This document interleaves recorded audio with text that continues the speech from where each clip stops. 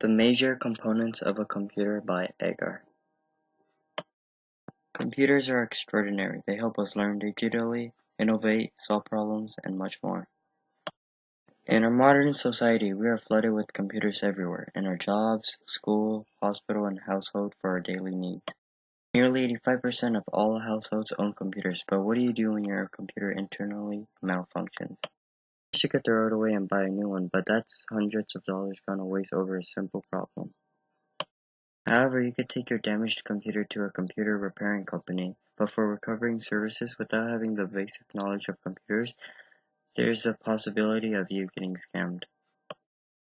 In this video, I will be explaining the major components of a computer just in case your average computer wears down 3 to 5 years from now. Once this video is over, you will understand how to fix a computer to save money or make a small part-time business out of recovering computers. So before we waste any more time, let's get right into fixing.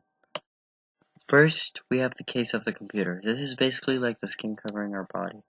The case holds, organizes, and gives protection for all the fragile internal parts of the computer.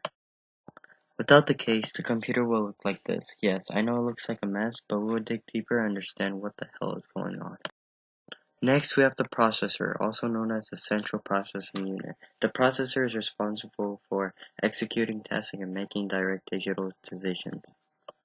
Just like our brain, the processor has to connect and work with other components of the computer. Instead, the brain has to work with organs and muscles.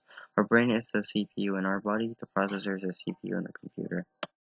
Upcoming is the graphics card. Without this baby, everything you see on the computer wouldn't be possible.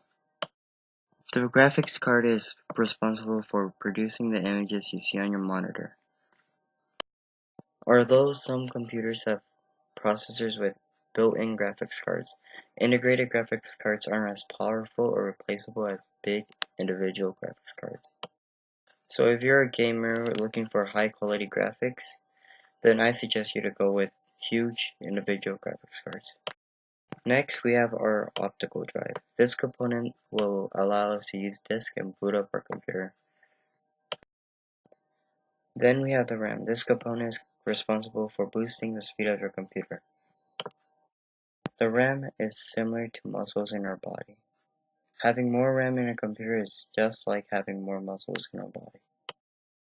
So without the RAM, every click or instruction we give to our computer will result in something looking like this. Furthermore, we have the power supply. It is responsible for powering the other components in the computer.